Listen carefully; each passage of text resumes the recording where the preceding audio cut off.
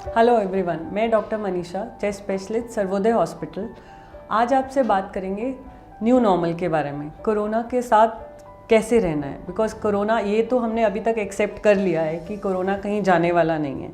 And we are seeing so many patients every day. हमारे setup पे हम कितने पेशेंट्स ठीक करके भेज चुके हैं, कितने पेशेंट्स सिक हैं जो अभी एडमिटेड हैं।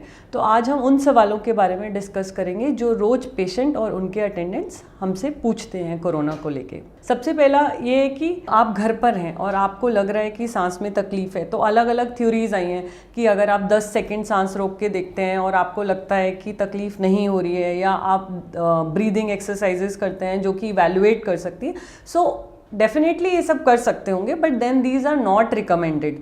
अभी एक जो रिकमेंडेशन का पार्ट है वो ये है जो 6 मिनट वॉक टेस्ट होता है। 6 मिनट वॉक टेस्ट मतलब हम पेशेंट को एक नॉर्मल पेस पे 6 मिनट के लिए चलने के लिए देखते हैं और 6 मिनट में चलने के बाद उनके ऑक्सीजन लेवल्स को चेक करते रहते हैं। अगर 6 मिनट के बाद ऑक्सीजन लेवल्स का डिप 6 से 8% से ज़्यादा हो तो डेफिनेटली लंग इन्वॉल्वमेंट शुरू हो गई है, which is a quite authentic test. Pulse oximeter है, which is a simple device कि आपने अपनी फिंगर पे ऐसे लगाया और वो आपकी बॉडी के ऑक्सीजन लेवल्स को मॉनिटर करेगा।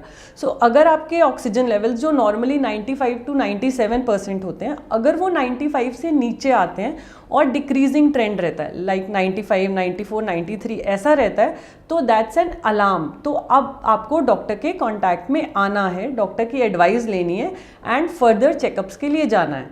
तो इससे पहले कि आपका नुकसान शुरू हो, बॉडी में निमोनिया बढ़ जाए, ये ऑक्सीजन लेवल्स एक इंडिकेटर है कि आपको हॉस्पिटलाइजेशन और आपको डॉक्टर की ज़रूरत है। कोरोना वायरस इन्फेक्शन में एक टर्म होती है हैप्पी हाइपॉक्सिया। हैप्पी हाइपॉक्सिया मतलब कि मेरी बॉडी में ऑक्सीजन लेवल्स कम होते जाते हैं, जिसको हाइपॉक्सिया कहते हैं, लेकिन आपको सांस नहीं फूलता है। बाय द टाइम आपको सांस फूलने लगता है, आपके ऑक्सीजन लेवल्स इतना डिप कर जाते हैं कि वो आपके लिए नुकसानदायक हो सकते हैं। सो अगर आपके सिम्टम्स वर्सन होते हैं या आप इनिशियल स्टेज पे ही मॉडरेट या सिवियर कैटेगरी में आते हैं तो आपको हॉस्पिटलाइज किया जाता है। हॉस्पिटलाइजेशन के दौरान आपके ऑक्सीजन लेवल्स, ऑक्सीजन डिमांड्स और जो भी बॉडी के सिम्टोमेटिक रिलीफ की मेडिसिन हैं वो दी जाती हैं। आजकल हमारे पास काफ़ी मेडिसिन अब अवेलेबल हैं which are although under trial, जैसे कि HCQs हैं, कुछ एंटी इन्फ्लेमेटरी ड्रग्स हैं। जैसे कि हमारी बॉडी बहुत ज़्यादा फाइट में जाती है कोरोना से, तो हमारी बॉडी में बहुत इन्फ्लेमेशन होती है। उस इन्फ्लेमेशन को रोकने के लिए कुछ anti inflammatory drugs like tocilizumab available हैं। Anti viral drugs like remdesivir, Fabiflu ये अवेलेबल हैं। और HCQs, another drugs are steroids are added to the therapy if things worsen. अगर बीमारी बढ़ती है तो स्टेरॉइड्स और ब्लड थिनर्स को भी ऐड किया जाता है। So that depends upon the आपकी सिवियरिटी कितनी है। कि देखा गया है कि corona infection is a hyper coagulative state. Hyper coagulate मतलब इसमें खून गाढ़ा हो जाता है और कहीं कहीं जम जाता है, जिसकी वजह से लंग्स में ऑक्सीजन की कमी हो जाती है। सो इसीलिए हम इसमें खून पतला करने की दवाई देते हैं। सो जो पेशेंट्स एल्डरली हैं, 60 साल से ऊपर के हैं और उनमें कोमॉर्बिड कंडीशंस है, जैसे उनमें डायबिटीज़, हाइपरटेंशन, किडनी या ऐसी कुछ बीमारियां हैं, तो उनको हमें हॉस्पिटलाइज करना पहले ही स्टेज पर शुरू कर देना चाहिए। तो अगर आपने टेस्ट कराया और आपका टेस्ट पॉजिटिव आता है, तब क्या करना है? क्या फिर से हमें उस चीज़ को लेके पैनिक करना है? अब उसमें कुछ डिमार्केशंस हैं, कुछ ग्रेडिंग हुई है कि आप क्या माइल्ड फॉर्म में आते हैं, मॉडरेट में आते हैं कि सिवियर में आते हैं। माइल्ड मीन्स अगर आपको हल्का गले में खराश है या बॉडी एक हो रहा है। मॉडरेट मतलब अगर आपको निमोनिया बन रहा है और आपके ऑक्सीजन लेवल्स कम हो रहे हैं। सिवियर होता है अगर फेफड़े में दोनों तरफ निमोनिया है, ऑक्सीजन लेवल्स फॉल कर रहे हैं और सांस लेने में काफ़ी तकलीफ हो रही है। तो गवर्नमेंट गाइडलाइंस के हिसाब से जो माइल्ड केसेस हैं, जिनको हल्का बॉडी एक या सोर थ्रोट है, उनको डॉक्टर्स होम क्वारंटीन प्रिस्क्राइब कर सकते हैं। अब ये होम क्वारंटीन क्या है? होम क्वारंटीन का पर्पस क्या है? होम क्वारंटीन का पर्पस एक तो ये है कि आप घर में एक कमरे में रहें, क्योंकि आपको हेल्थ केयर को बर्डन नहीं करना है। आज के टाइम में इतने सारे केसेस हैं, तो जो पेशेंट्स कंपैरेटिवली स्टेबल हैं वो होम क्वारंटीन में रहें, ताकि जो सिक पेशेंट्स हैं उनको जेन्युइन केयर मिल सके। तो आपको घर पर रहना है, लेकिन क्योंकि आप इन्फेक्शियस हो और फैमिली को भी इन्फेक्ट कर सकते हो, तो आपको घर में अपने आप को आइसोलेट करके रखना है, घर के बाकी मेंबर्स से आइसोलेशन में रहना है। उसको एक वेल वेंटिलेटेड रूम जिसमें अटैच टॉयलेट बाथरूम हो और जहाँ पे पेशेंट अपने आप कि टेक केयर कर सके, उसको वहीं पे लिमिटेड रहना है। बट दैट डजंट मीन कि उसको कभी कोई प्रॉब्लम नहीं हो सकती। इसीलिए होम क्वारंटाइन की भी कुछ गाइडलाइंस हैं, जिसमें डॉक्टर आपको एक प्री फॉर्म मेडिकेशन आपको एडवाइज करते हैं। और दूसरी बात ये होती है कि आपको अपने वाइटल्स को मॉनिटर करना है। वाइटल्स मीन्स आपको सुबह शाम अपना टेम्परेचर चार्ट करना है, अपना ऑक्सीजन लेवल्स चेक करने हैं, जो कि एक पल्स ऑक्सीमीटर से होते हैं। क्या मैं जब एक कोरोना पेशेंट के कांटेक्ट में आया हूँ तो क्या मुझे कोरोना इन्फेक्शन हो सकता है? तो हमें उसमें क्लोज कांटेक्ट को डिफरेंशिएट करना है। सपोज आपके कोई क्रॉस करके गया तो आपको कोरोना इन्फेक्शन नहीं होगा। सो क्लोज कांटेक्ट होता है कि जो इंसान बिना मास्क पहने एक पॉजिटिव पेशेंट के पास 15 मिनट से ज़्यादा रहता है, एंड उन दोनों के बीच का फासला 3 फीट से कम है। सो 3 फीट मोर देन 15 मिनट्स, तभी हम उस पेशेंट को क्लोज कांटेक्ट में आते हैं। अदरवाइज हम उसको क्लोज कांटेक्ट कंसिडर नहीं कर सकते। तो अगर आप क्लोज कांटेक्ट में आ गए हैं, अगर आपको पता नहीं है और उसके बाद आपको पता चलता है कि 2 दिन के बाद वो इंसान का पॉजिटिव आया है, तो आपको क्या करना है, आपको कितना पैनिक करना है, आपको कौन से टेस्ट कराने हैं कि नहीं कराने। तो इसके लिए आप डॉक्टर से मिलेंगे। ये जो टेस्ट है कोविड-19 RT-PCR स्वैब से जो होता है, ये सिर्फ डॉक्टर के प्रिस्क्रिप्शन पे ही होता है। और अगर आप जैसे सपोज आज एक्सपोज हुए हैं तो डे 5 से डे 10 वाला दिन होता है, जिसमें अगर आप टेस्ट कराएंगे तो टेस्ट की सेंसिटिविटी और स्पेसिफिसिटी अच्छी होगी। मतलब अगर आपको इन्फेक्शन है तो उसका जांच में आने में 5 से 10 दिन का वक्त लगता है। सपोज किसी के कांटेक्ट में आने से 5 दिन से पहले ही आपको सिम्टम शुरू हो गए हैं तो भी आप टेस्ट करवा सकते हैं, बट नॉर्मली 5 से 10 दिन ऑफ एक्सपोजर के बीच में is the right time to get yourself investigated. अभी और सवाल जो एक बहुत कॉमन है कि जैसे कि हमारे पेशेंट्स डिस्चार्ज होते हैं तो eight the time of the discharge वो चाहते हैं कि हमारा टेस्ट दोबारा किया जाए। उसका 2 पर्पज़ है। एक तो इसलिए कि वो देखने के लिए कि क्या एक्चुअल वो नेगेटिव हो गए हैं, दूसरा अगर वो नेगेटिव हो गए हैं तो क्या वो अपनी फैमिली मेम्बर्स के साथ रह सकते हैं या अपनी क्वारंटीन वाले पीरियड को ब्रेक कर सकते हैं।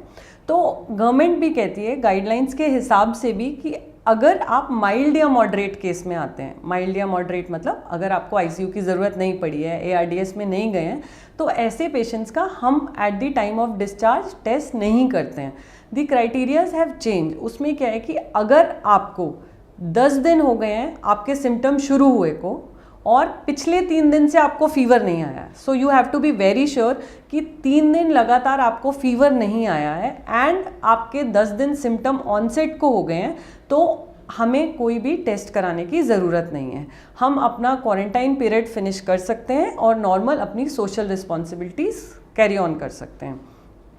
क्योंकि ये देखा है कि नॉर्मली क्या है, 14 डेज़ पे हमने रिपीट टेस्ट कराया, रिपीट टेस्ट भी पॉजिटिव आ जाता है। फिर एक दिमाग में और ये आना कि क्या मैं फिर से अभी तक पॉजिटिव हूँ, क्या मैं अभी इन्फेक्शियस हूँ, मैं औरों को इन्फेक्शन दे सकता हूँ, क्या बीमारी मेरे अंदर अभी भी चल रही है। तो ये सब क्वेरीज रहती हैं। तो हमें ये समझना है कि जब हम 14 दिन के बाद भी टेस्ट करते हैं तो बहुत लोगों का पॉजिटिव आता है। दैट डज नॉट मीन कि उनके अंदर इन्फेक्शन है।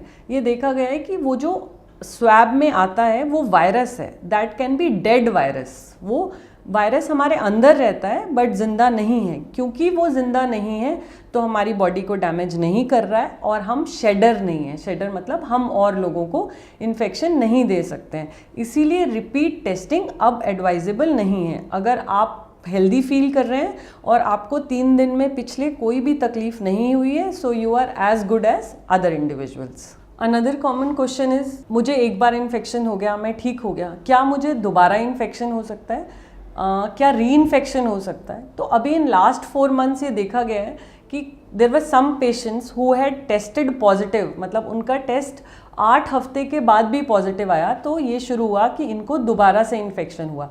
लेकिन जब उसको हमने टेस्ट किया तो पता चला कि वो री इन्फेक्शन नहीं है, वो पहले वाले वायरस ही रह रहे हैं। सो अगर आपको एक बार इन्फेक्शन हो चुका है, आपकी बॉडी में एंटीबॉडीज़ डेवलप हो चुकी हैं and they are significant enough कि वो बीमारी से या वायरस से लड़ सकती हैं, तो आपको री इन्फेक्शन होने के चांसेस नहीं हैं, ऑल्दो आप टेस्ट में पॉजिटिव आ सकते हैं। सो RT-PCR के बेसिस पे हम ये डिसाइड नहीं करेंगे कि इन्फेक्शन रह रहा है कि नहीं।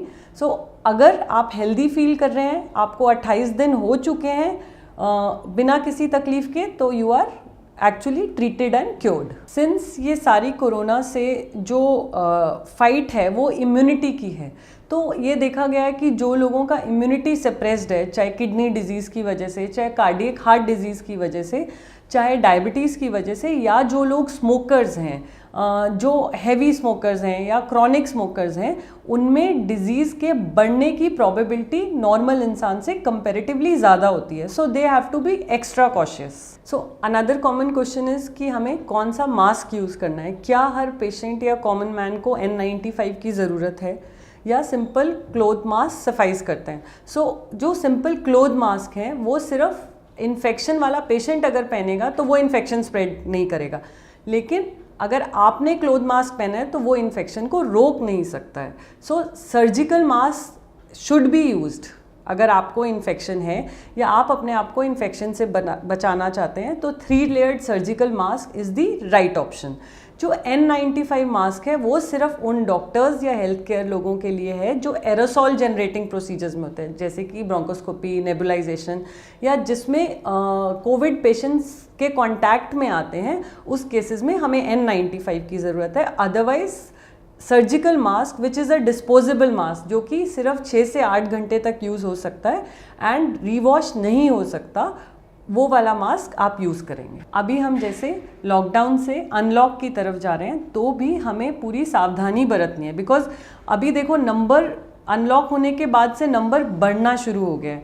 सो हमें इस बात का ध्यान रखना है कि crowded places like schools, offices, get together, social gathering, religious places, gyms, जहाँ पे बहुत क्लोज कांटेक्ट रहता है, वहाँ पे until and unless very important हमें वहाँ पर नहीं जाना है, बिकॉज वो साइट्स हैं जहाँ पे मैक्सिमम ट्रांसमिशन या इन्फेक्शन रेट रहता है।